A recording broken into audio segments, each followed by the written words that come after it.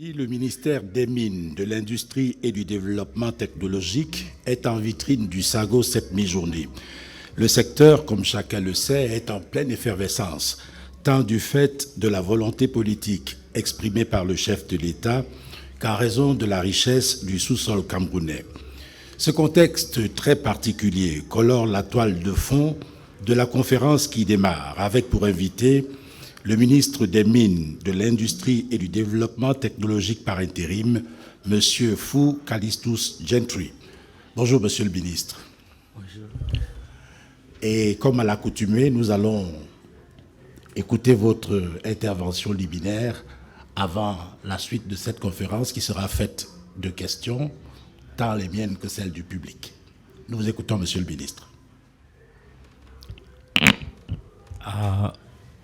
Pour le ministère des Mines, comme vous le savez, le 31 décembre 2022, le président de la République a prononcé sur le démarrage effectif des 3 projets miniers. Et nous travaillons à assurer que ces instructions est bien suivies. Aujourd'hui, après cette annonce, on a identifié 12 projets divisés en court terme, moyen terme et long terme. Projet à court terme, on compte 5 projets. Donc les 3 projets annoncés par le président de la République, le projet de fer d'Embalam, le projet Grand Zambie, toujours de fer, le projet Sinosteel. Et sur ces 2 projets, on ajoute encore le projet Kaminko, qui est un projet de l'or en Bourguenais, et le projet Jovic de cobalt-nickel. Projet à moyen terme, on peut citer 3 projets de fer encore. Projet de fer d'Ngovayang à Ezeka, projet de fer d'Nkout, projet de fer d'Ntem. On peut ajouter le projet de Routil d'Akonolinga et le projet de petite mine Kodias. Ça, ce sont les projets qu'on envisage le démarrage effectif en 2024-2025. Et à long terme, on peut citer le projet de l'or de Bibeme au nord, région du nord, et puis le projet Kamalko bauxite de Minimatap. Donc aujourd'hui, on peut, avec beaucoup d'assurance, dire que tout est déjà prêt. Tous les défis sont déjà relevés pour 3 de ces projets en première catégorie pour leur démarrage effectif. En ce qui concerne le secteur industriel, nous avons le plan directeur de l'industrialisation et pour bien définir ces projets, on a défini toujours 12 projets industriels. Et ces 12 projets industriels sont dans le secteur identifié, métallurgie, sidérurgie. Il y a aussi les projets qui vont contribuer pour la mise en place de l'impôt substitution. En ce qui concerne les projets au secteur développement technologique, il y a le projet Wassa Babouté. C'est un projet technopole qui va toucher beaucoup des aspects. L'enseignement supérieur, recherche scientifique, industrie, agriculture, rassemblés sur un seul lieu. La notion de technopole est donnée et ce projet est très avancé. on peut aussi, en termes des secteurs de qualité, parler de ce qu'on a fait il y a peut-être 3 mois pour l'assainissement des secteurs de whisky. Je peux dire avec assurance qu'aujourd'hui, on a mis assez de l'ordre dans ces secteurs. Et aujourd'hui, il n'y a plus les nouvelles activités dans le secteur de whisky. L'ANO est avec nous. Et, sauf les sociétés qui étaient déjà dans l'activité, ont jusqu'à la date arrêtée pour passer des sachets en whisky à plus de 30 millilitres. Ces migrations vers le whisky en bouteille. Et ce qui est très important pour nous au ministère des Mines, c'est l'augmentation des recettes. L'année passée, si je prends le cas du secteur minier, on était à peu près 720 millions comme recette. Mais cette année, avec les nouvelles, les systèmes de collecte innovatrices, on va passer à presque 5,6 milliards. Et si on ajoute le secteur industriel, on va passer à presque 7,5 milliards. Ce qui est presque le double de ce que le ministère des Finances attendait de nous. Et en plus, ça fait presque 7 fois les chiffres de l'année passée.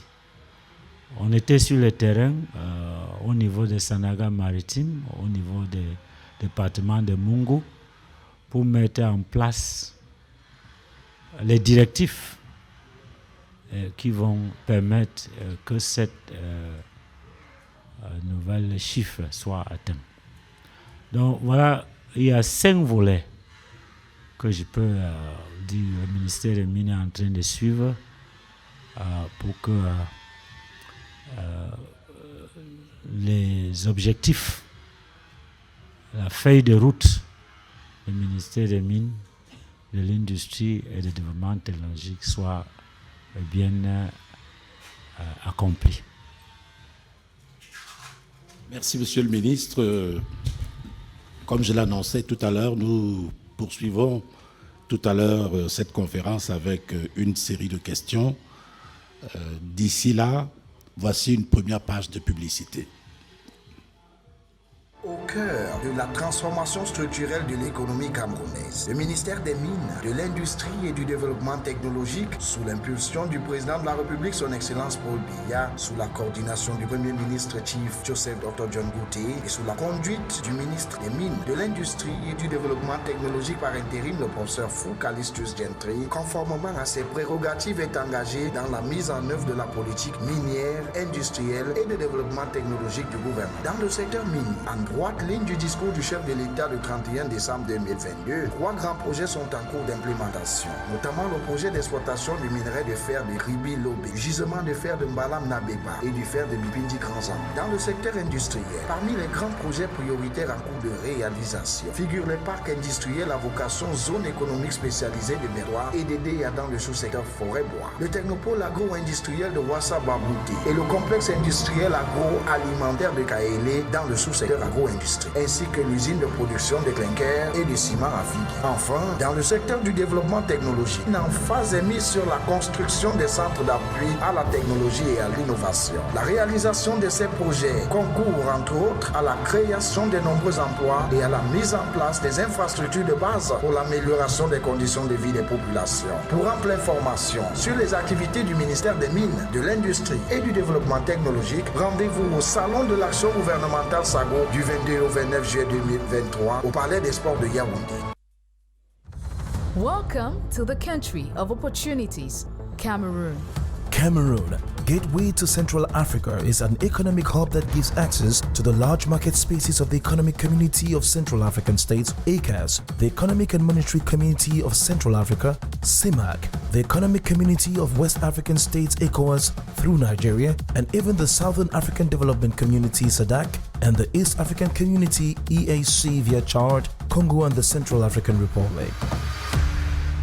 The country has a bilingual workforce, a surface area of 475,650 square kilometers, and a population of over 27 million inhabitants. It has its head in the heat of the Sahel and its feet in the Atlantic Ocean. A postcard country, Cameroon is a vast geological and botanical park, a touristic destination par excellence. It offers a cosmopolitan social calendar and lifestyle to foreign investors with a broad spectrum of international schools, supermarkets, continental cuisine, nightlife second to none, multiple sports facilities to keep fit, and a safe and secure environment to live in comfortably. Cameroon, a meeting point of people and cultures, is known for its diverse and resilient economy as well as the dynamism of its population. The country's national development strategy and industrial master plan focuses on important substitution as a catalyst to industrialization. Voilà, les premières remarques, les premières questions aussi, nous les avons réservées à Monsieur Tout-le-Monde. Nous sommes allés dans la rue, Monsieur le ministre, et je vous propose de regarder ce micro-trottoir.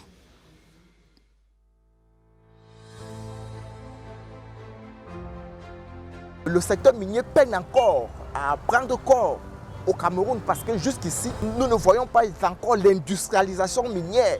Au Cameroun, nous ne voyons pas la signature des partenariats avec les grandes entreprises minières internationales. Sincèrement, je pense que le ministère des Mines, de l'Industrie et du Développement technologique revêt un caractère important dans le fonctionnement de notre cher et beau pays, le Cameroun. Le président de la République, dans son discours, a fait tout un parterre de projets liés au secteur minier, mais rendu à 6 mois. Aujourd'hui, on a de la peine à constater que les différents projets prennent déjà corps. Je pense quand même qu'il y a une gestion rationnelle de notre richesse minière. À ce niveau-là, je dirais à mon sens qu'il y a encore beaucoup de choses à faire. Et je serais même tenté de dire que nous n'avons pas encore même engagé les 10% des activités minières au Cameroun. Talent de l'action gouvernementale, la vitrine du Cameroun. Ils sont plutôt impatients, nos compatriotes. Ils ont l'impression de n'avoir rien vu depuis 6 mois. Qu'est-ce que vous leur répondez? Nous avons pris les actions très concrètes. Je peux vous parler projet par projet. Si je prends le cas des projets faits des Lobé, Sinosteel, porté par la société Sinosteel, notre descente sur le terrain à Kribi, on a identifié 7 défis. Ces défis au niveau de la mine à ciel ouvert, l'infrastructure, l'unité d'enrichissement de fer, et puis les actions sociales, les indemnités pour les titres fonciers, et puis il y a les ports autonomes de Kribi et les zones de chevauchement. Sur ces 7 défis, je peux vous assurer que le dernier défi, qui était les titres fonciers, a été relevé. Le ministre en charge du cadastre a supprimé tous les titres fonciers qui n'étaient pas très bien fondés. Donc, je peux vous assurer que la date pour la pose de la première pierre pour le projet Sinosteel est déjà retenue. En ce qui concerne le projet Grand Zambie, c'est la même chose. On a déjà une date qu'on peut parler de la pose de la première pierre. En ce qui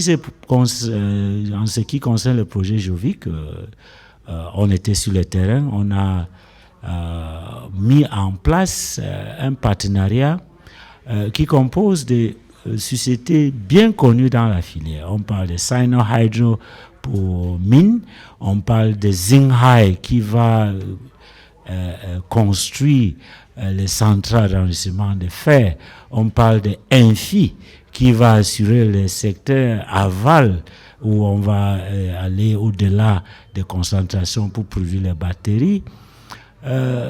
Donc, on parle de Phoenix lui-même qui est le financier des projets. Donc, ici, pour projet Jovic, on peut déjà vous assurer que novembre est la date prévue pour la pose de la première pierre. Bon, il y a d'autres, comme on était au Congo, on travaille avec les Congolais sur les plateformes Cameroun-Congo pour identifier et voir tous les défis qui sont liés à ces projets, y compris les défis judiciaires et tout. Donc je pense que en ce qui concerne le démarrage effectif des projets miniers pour cette année, c'est déjà un fait accompli. Donc patience, patience, le meilleur est à venir, dites-vous, monsieur le ministre. Maintenant, je vais vous poser deux types de questions. Les premières sont plus médiatiques qu'autre chose, avant qu'on en arrive aux questions de fond. Question médiatique donc. Vous savez quel type d'espoir la création de la Sonamine a soulevé? Où est-ce qu'on en est avec la mise en place de cette société? La Sonamine se porte très bien. La Sonamine doit porter les actions de l'État dans toutes les sociétés minières. Aujourd'hui, vu le démarrage effectif des projets, je peux citer le cas de Sinosteel, la Sonamine est déjà très avancée pour prendre les 10% de l'État dans le projet de fer de Lobé. Tous les éléments sont réunis pour l'entrée de la Sonamine dans cet projet qui va produire voir le traitement de 10 millions de tonnes de fer pour atteindre 4 millions de fer traités. Et je dois faire ces différences pour dire que le fer de Kribi a des teneurs pas très élevées comme le fer de Mbalam. On est à 33%. Et ce qu'on va voir comme projet, c'est l'enrichissement de ces fers de 33% à 68%. Et la Sonamine, leur rôle, c'est de porter les actions de l'État dans le projet identifié. La Sonamine est aussi sur le terrain. Il a remplacé le CAPAM en termes de collecte de l'impôt synthétique sur les projets semi-mécanisés. Et si on a commencé cet impôt synthétique, le Cameroun n'avait pas assez de réserves d'or. Je pense qu'aujourd'hui, sans citer les chiffres précis, on a presque multiplié les réserves d'or du Cameroun à l'ordre de plus de 25 fois. Donc, la Sonamine... Vous savez, monsieur le ministre, qu'il y a une grosse polémique sur les réserves d'or du Cameroun. Je pourrais vous dire, par exemple, que quand j'étais à l'école primaire, on nous parlait déjà de Bétare-Oya en disant exploitation artisanale. Aujourd'hui, on en est encore à l'exploitation artisanale de l'or à Bétare-Oya. Oui, le phénomène de l'exploitation artisanale est répandu partout dans le monde. Écoutez, au Brésil, 70% de l'or du Brésil est par ce secteur. C'est un secteur qui doit être seulement régularisé, mis en forme. C'est ce qu'on est en train de faire. Néanmoins, il y a les projets, comme le projet, je viens de citer, projet de l'or de Bibémé, qui est un projet à mine industrielle. Ce projet envisage, on peut arriver peut-être à 1 million d'ounces de l'or. Mais si vous allez au Ghana, il y a côte à côte l'activité industrielle, il y a l'activité artisanale. Les sociétés qui ont pris les permis pour l'exploration de l'or primé, ils n'ont pas trouvé les réserves consistantes pour passer à la mine industrielle. Néanmoins, on a introduit le permis de petites mines. Ça veut dire, si on a même les projets où on peut avoir 200 000 ounces, ça peut faire toujours l'objet d'un projet minier industriel, mais à petite échelle. Maintenant, de l'exploitation artisanale à l'exploitation anarchique, il y a quand même quelque chose qui se passe. Je peux vous assurer que nous avons ordonné ce secteur en instituant 4 types de permis. Les permis artisanaux proprement dit. Ça, c'est comme un champ pour un ressortissant de l'Est. S'il se lève le matin, il va aller récolter quelque chose, c'est son avantage. Alors, si maintenant l'engin est introduit à cette activité, ça devient une activité semi-mécanisée. Et c'est là où la SONAMINE va prélever l'impôt synthétique. Et il y a aussi les projets qui vont migrer de semi-mécanisés à petites mines. Ça veut dire c'est l'or primé. Et aujourd'hui, je suis en train de travailler avec mes collaborateurs. Il y a une mission qui va aller au Brésil pour instituer les traitements de l'or dans le système clou. Ça veut dire, si on va travailler sur l'or primaire et on n'a pas un système clou, comme ce qui se passe au Brésil, c'est le secteur informel, mais c'est régularisé pour que l'environnement ne soit pas pollué et que les produits chimiques restent contenus dans un système clos. Donc, si on migre vers la petite mine en ce qui compte, parce que normalement les semi-mécanisés étaient faits pour l'alluvial. Mais vu que l'alluvial est en train de, les réserves alluvionnaires sont en train de diminuer, beaucoup de gens passent à laver ce qui sort des veines de côte. Donc voilà, on a pris les mesures très concrètes.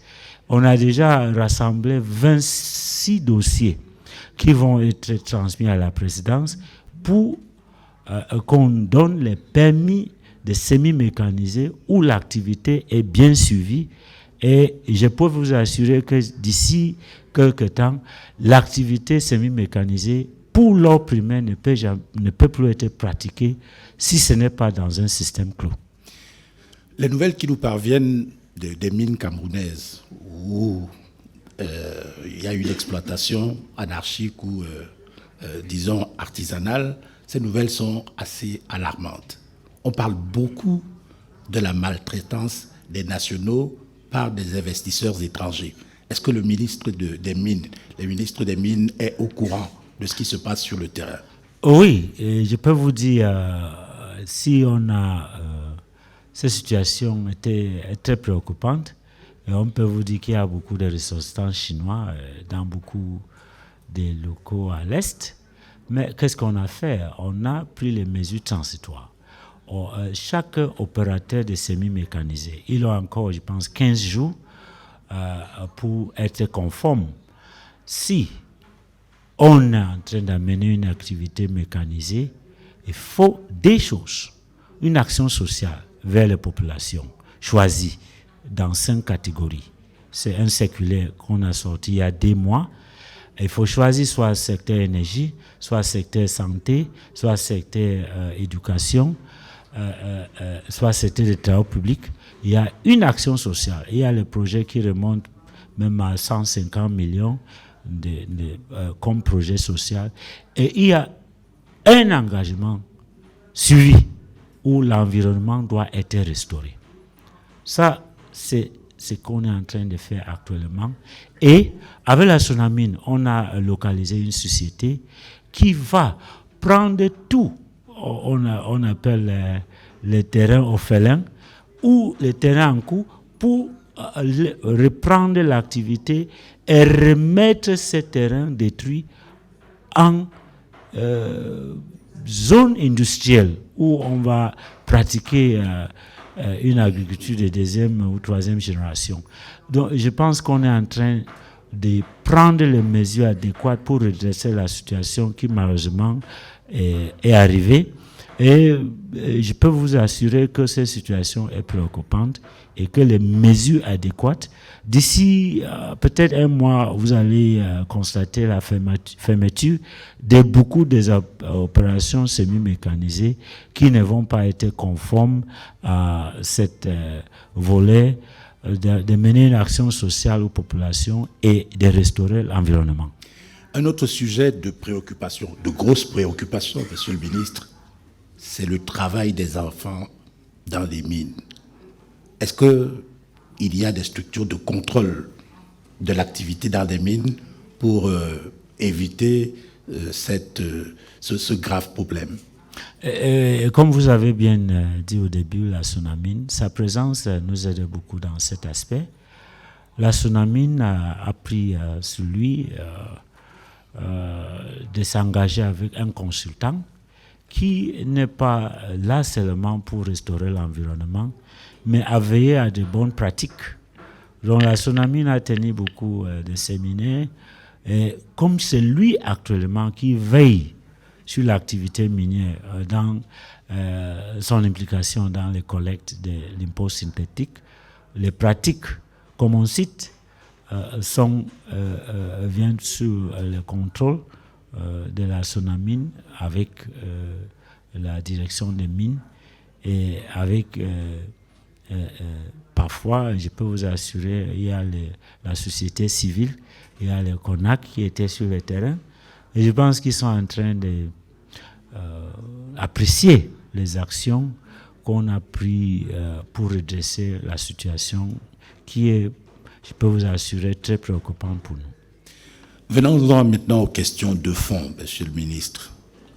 Comment assure-t-on l'optimisation des recettes minières? On a l'impression qu'il y a beaucoup d'opérateurs qui exploitent, qui exportent les capitaux et on n'y peut rien. Disons, commençons par ce qui est existante. Actuellement, l'activité minière proprement dite est limitée aux carriers, aux semi-mécanisés et tout. Nous avons pris les mesures, comme j'ai dit au début, avec une descente sur le terrain. Beaucoup de gens exploitent les carriers. Le Cameroun est très libre dans sa politique. Ici, je prends le cas de l'industrie de ciment. Dans les autres pays, ce n'est pas ces sociétés qui devaient s'impliquer dans l'exploitation de la pozolane. Mais on a une politique très libre et aujourd'hui... Elle nous rapporte beaucoup, cette politique très libre? Oui, écoutez, on ne doit pas oublier qu'il y a peut-être 10 ans, il y avait pénurie totale de ciment au Cameroun et qu'on avait fait appel à des sociétés à l'époque. J'étais impliqué dans ces comités qui devaient voir la mise en place de Dangote. Dangote avait exigé certaines conditions, mais on n'a pas accepté la condition d'exporter la pozolane vers ces usines en Afrique, parce que la pozolane est là pour toutes les sociétés comme CIMAF aujourd'hui, et comme Engen et tous les autres. Donc l'État veille à préserver ces ressources très précieuses à notre pays. Mais, comme je disais, le code minier a prévu les taxes à l'extraction. Ça fait 350 francs par mètre cube de gravier exploité. Et peut-être 200 francs par pozolane, mètre cube de pozolane. Mais ce qui se passe, c'est que beaucoup de sociétés n'ont pas respecté cette gentleman's agreement. Donc aujourd'hui, on vient de signer, il y a la semaine passée, le quota bien défini par les méthodes scientifiques que chaque société doit payer. C'est ça qui fait multiplier les recettes du ministère des Mines de cette deuxième semestre et peut-être l'année prochaine par 7 fois. Donc, à ce niveau, mais il y a aussi les taxes à valeur qui est payée par les sociétés d'exploitation semi-mécanisée.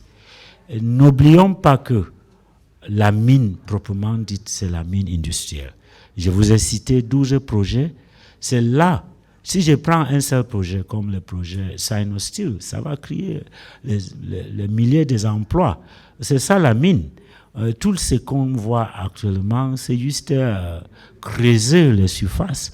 Donc j'espère que, comme les autres ont dit, nous, on ne peut plus attendre. Le président de la République a signalé le démarrage effectif de la mine proprement dite. C'est ça qui va apporter tous les bénéfices dans tous les sens, au niveau fiscal, au niveau des emplois, au niveau de la transformation locale. Et si je cite le cas, si on va commencer, nous sommes en train aussi de faire liaison entre l'industrie et la mine.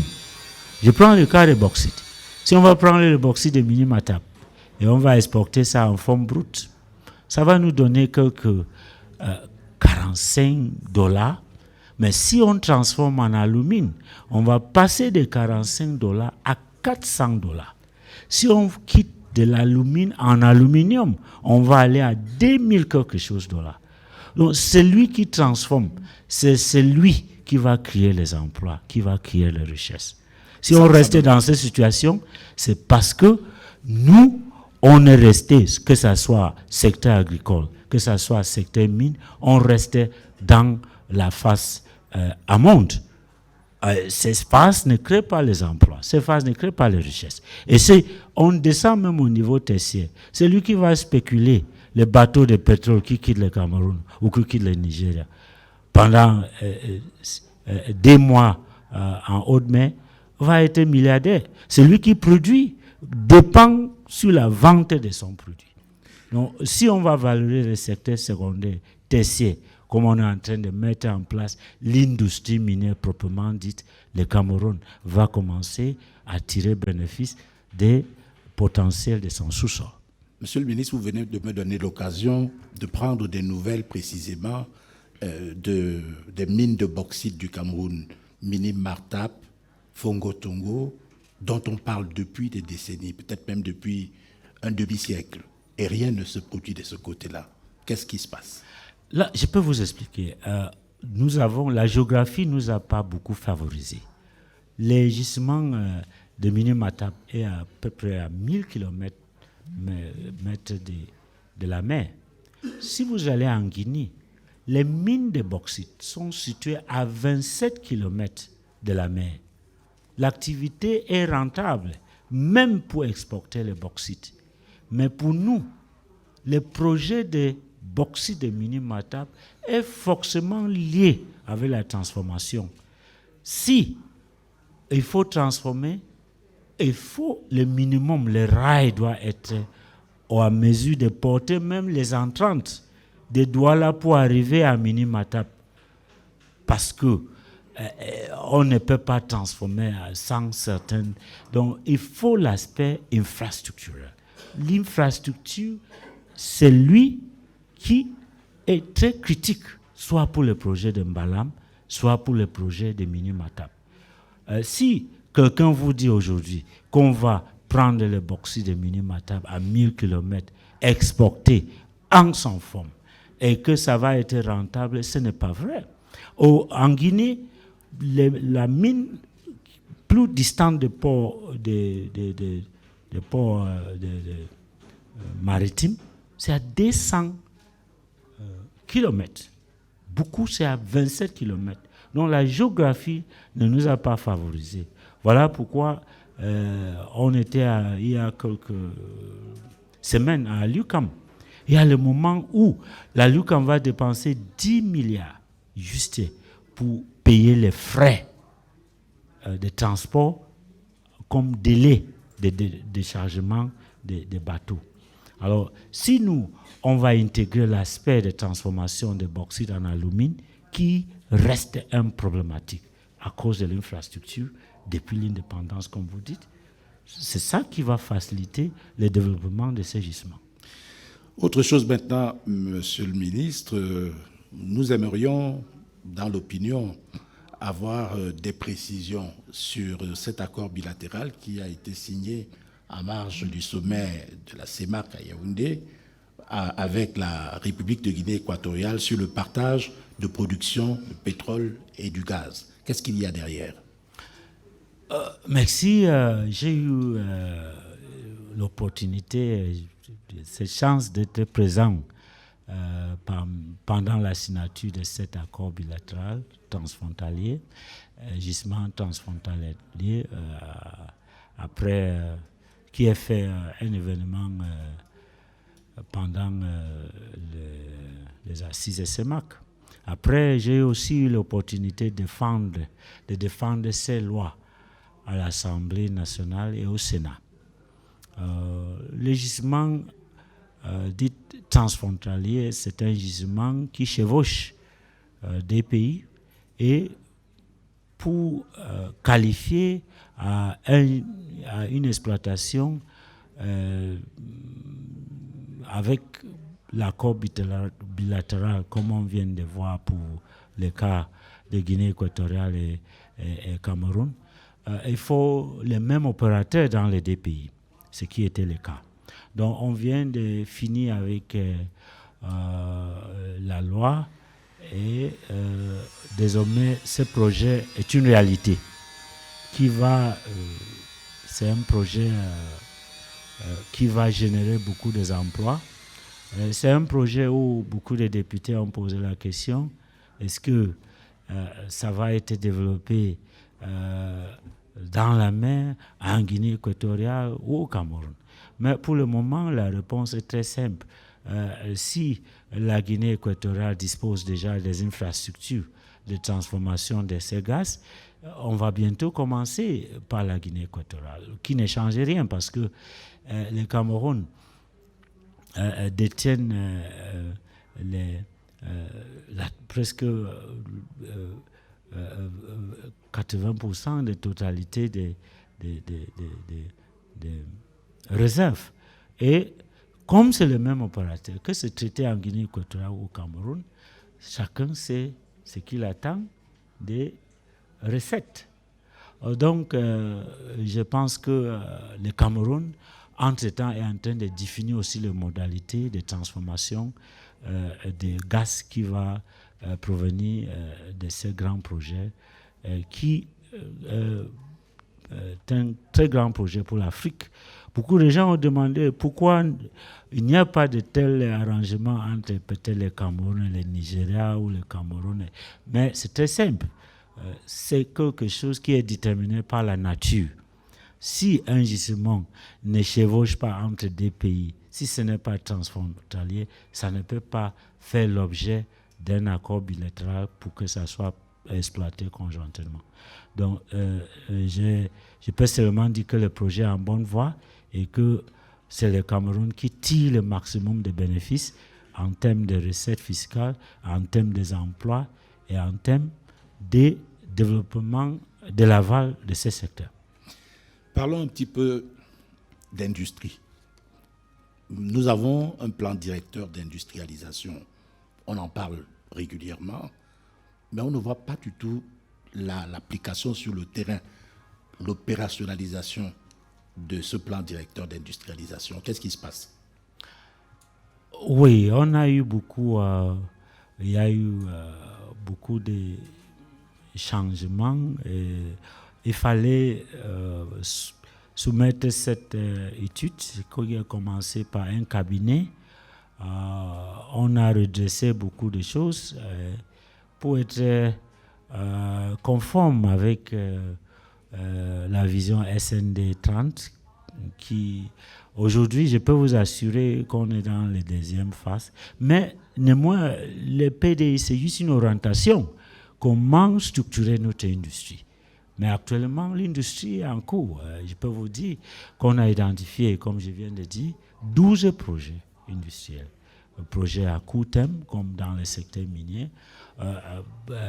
Je peux vous citer le cas de KEDA, qui est un projet qui va produire les carreaux, premier de son genre en Afrique centrale.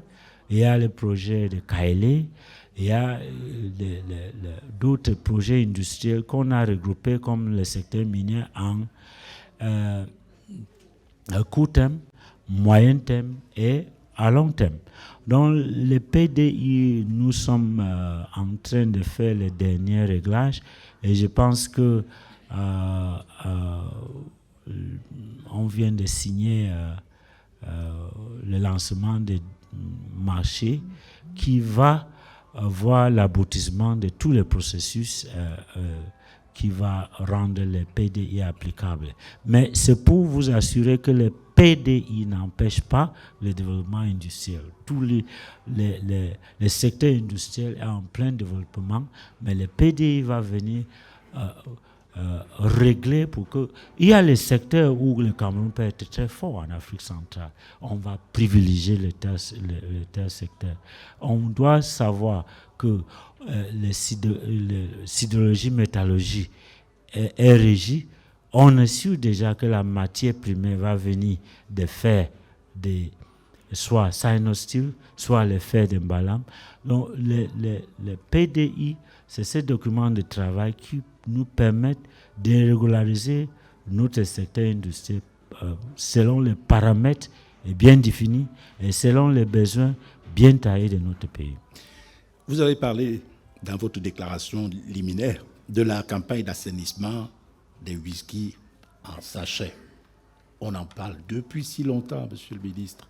La situation reste exactement au même niveau. Là, je peux un peu...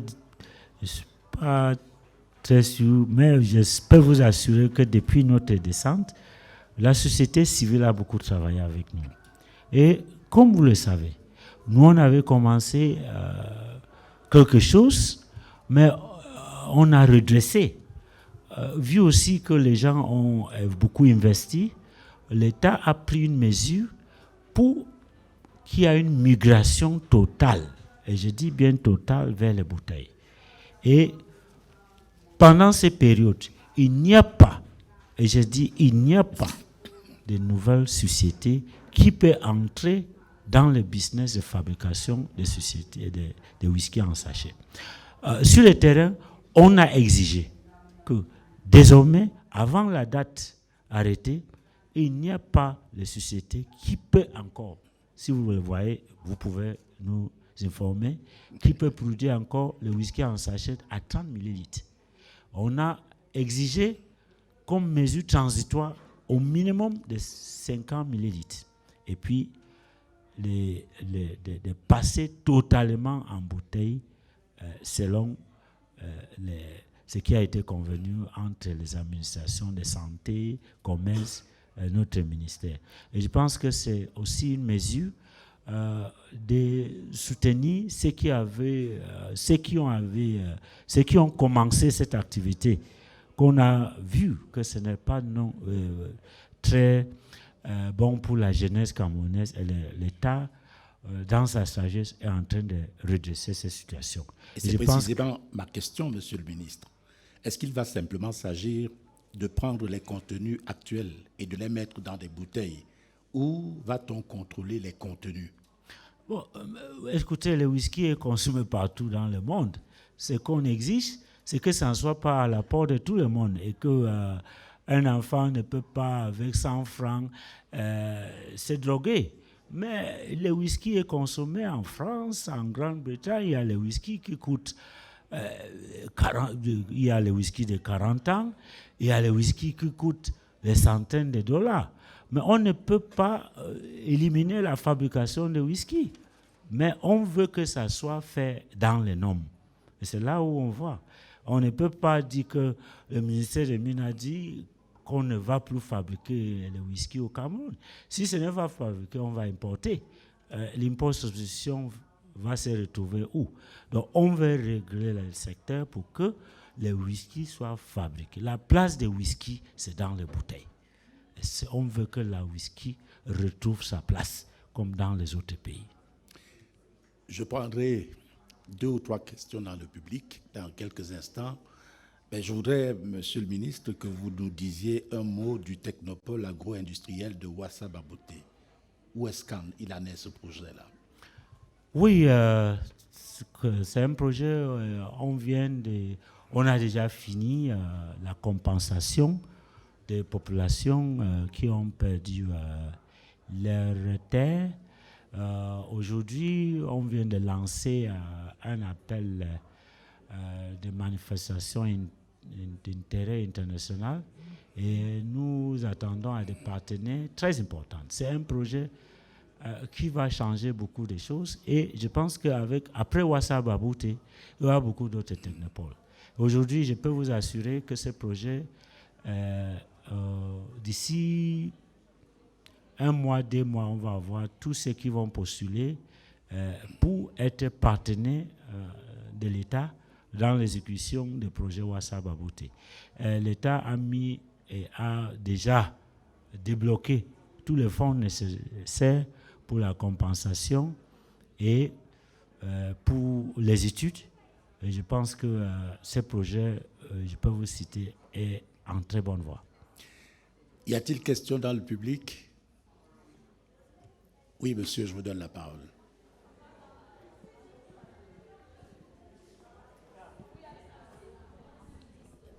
Bonjour et merci pour... Vous pouvez enlever le masque.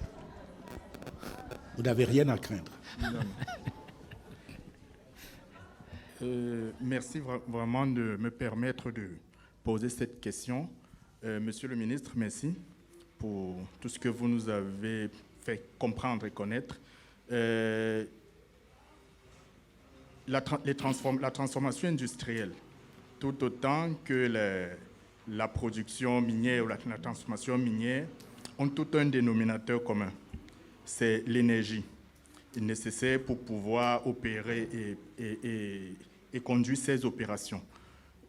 Qu'est-ce qui est envisagé dans ce sens, sachant qu'aujourd'hui, c'est, on va dire, le point faible de notre pays, autant pour le secteur public, domestique, que pour les entreprises.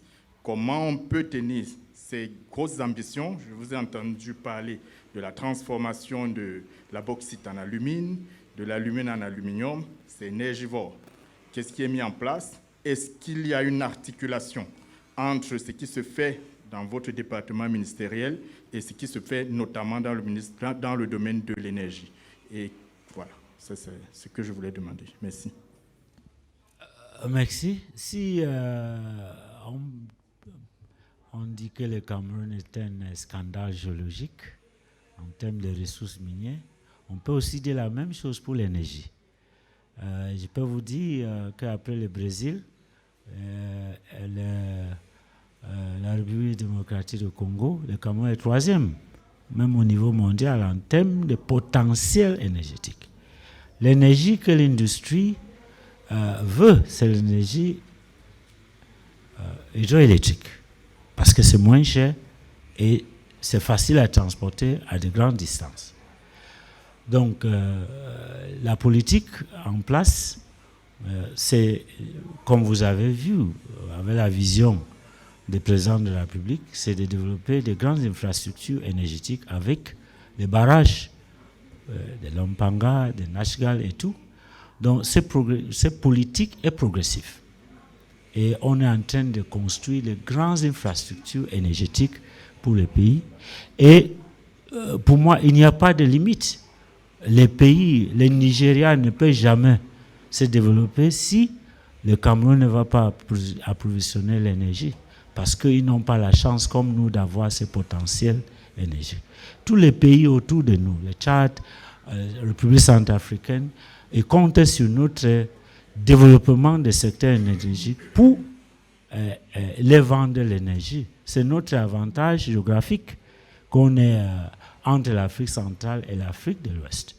Donc, je peux vous assurer que la politique de l'État pour développer l'énergie est centrale aux grandes ambitions des présidents de la République, et c'est en cours. Donc, il y a aussi les sociétés, en attendant, il y a aussi les gaz. Il y a comme Sinosteel.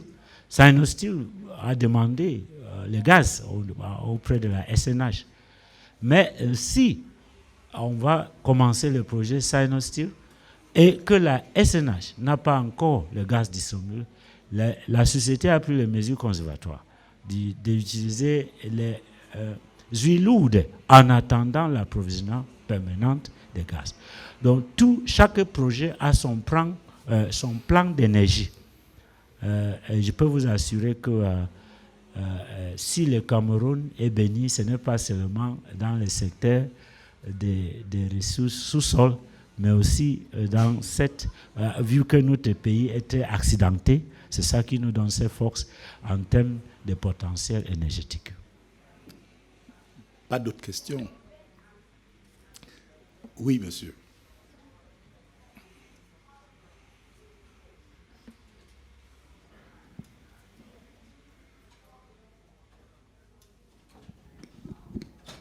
Oui, merci, monsieur le ministre, pour cette opportunité que vous nous donnez de parler du whisky en sachet. Je veux avouer que je suis resté sur ma faim par rapport à la question qui vous a été posée relativement à la qualité du whisky. Il vous a été demandé si c'est le même whisky actuel qui sera conditionné en bouteille ou alors un accent sera mis sur la qualité. Parce que ce qui fait problème, c'est la qualité. Je peux vous dire que le whisky, partout dans le monde, il y a les whisky qui ne sont pas catégorisés. Il y a les whisky de 15 ans, il y a les whisky de 21 ans, il y a les whisky de 40 ans, il y a les whisky de 70 ans. Mais ce qui est là, le problème initial, et nous on va constater avec la norme, au-delà des whisky. On était à Siali il y a 2 semaines. Bon, il y a le vin de manioc, vin de... Est-ce que c'est le vin? Non, c'est les boissons alcoolisées. Donc, on va, avec la norme, trouver les terminologies appropriées pour encadrer ce qui est produit au Cameroun. Mais si on parle de whisky, si la norme donne l'accord, ça veut dire que ce produit est consommable. Mais est-ce que c'est la qualité? La qualité est définie par les consommateurs. La qualité, excusez-moi. Donc, ce whisky est consommable, mais il y a beaucoup de gens qui ne peuvent pas consommer le whisky qui sort directement. Quand ça sort, si vous allez à Douala, quand ça sort de lignes de production, c'est consommable. Mais les whiskies qui sont faits en Écosse, c'est préservé dans les casques pendant 12 ans, pendant 18 ans. C'est ça qui donne l'appellation à ces whiskies. Donc, si c'est question de produits à consommer, c'est autre chose. La qualité est définie et jugée par celui qui va consommer le whisky qui, d'après moi, a une vie d'1 heure, parce que ce sort de la production, à celui qui va mettre le whisky dans les casques en Écosse, qui va avoir une vie de 12 ans, comme vous voyez dans toutes les boutiques. Chaque whisky a son prix selon la qualité. Mais est-ce que ce qu'on produit est consommable? C'est là où la norme intervient. Ce produit est consommable, mais les whiskies vont toujours avoir leur qualité selon l'âge, selon ces méthodes de production. Il y a des gens qui ne peuvent même pas avaler ça. Mais ça ne veut pas dire que la qualité, en termes de produits à consommer, est mauvaise.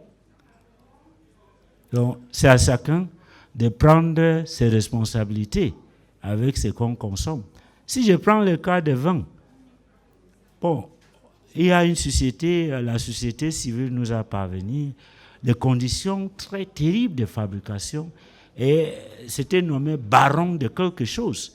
Mais c'était fait à base de quoi? Je ne peux pas vous citer les ingrédients. Mais est-ce que c'est un vin? Non. Boisson alcoolisée? Oui.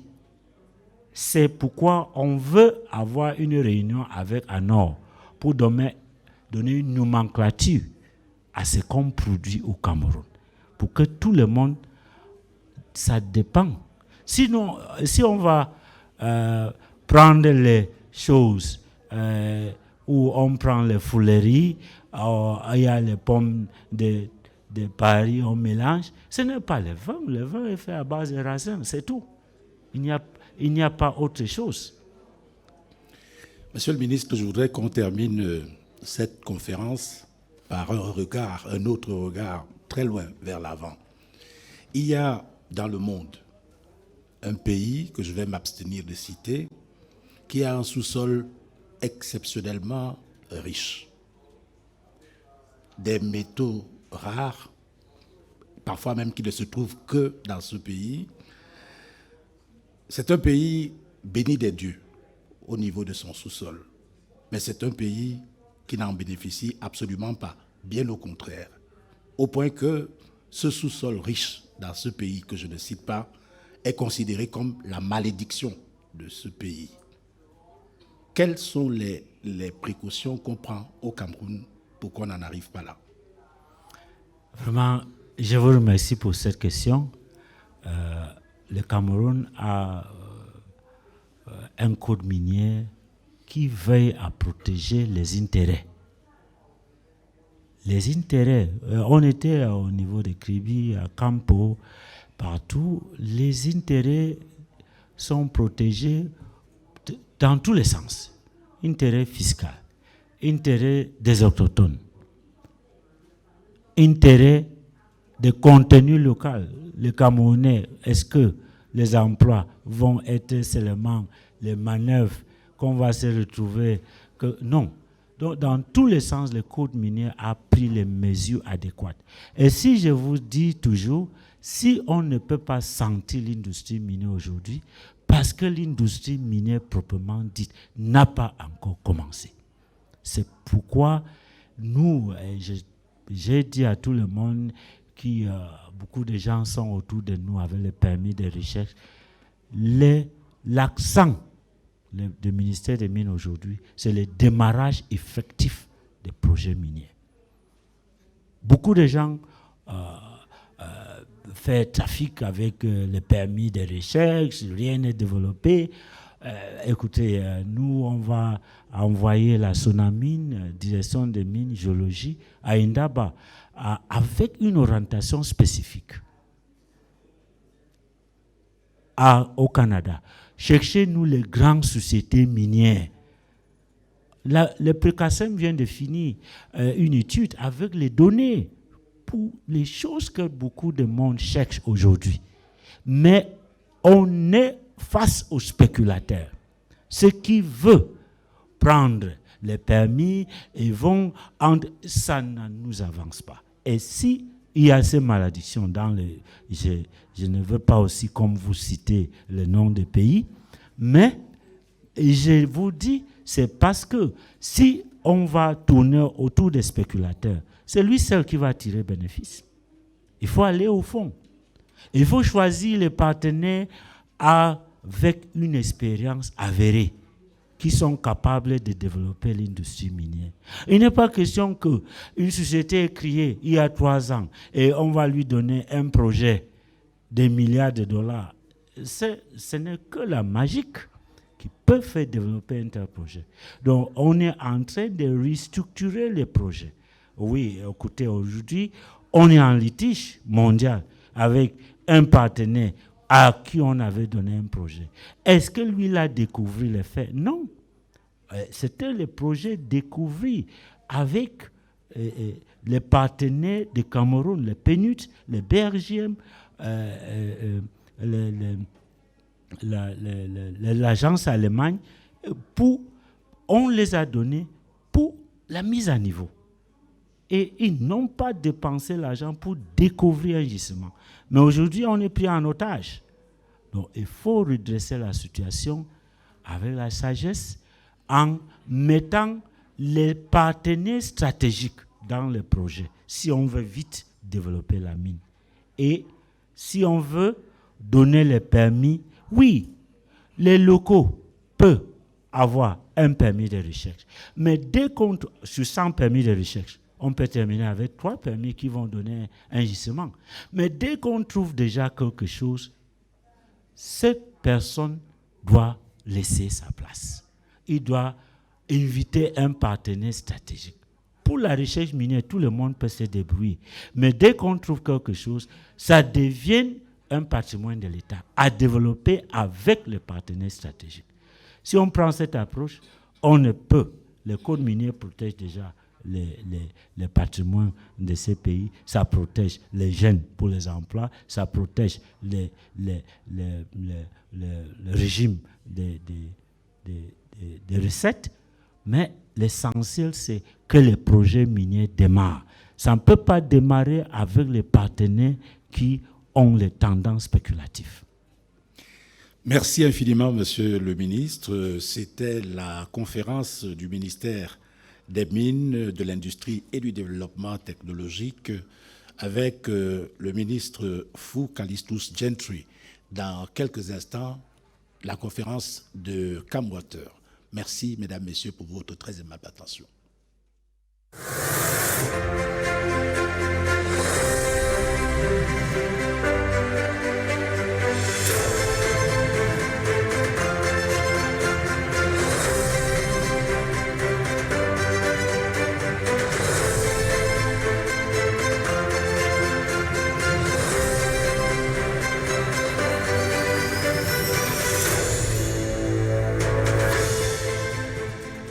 Are you a development actor?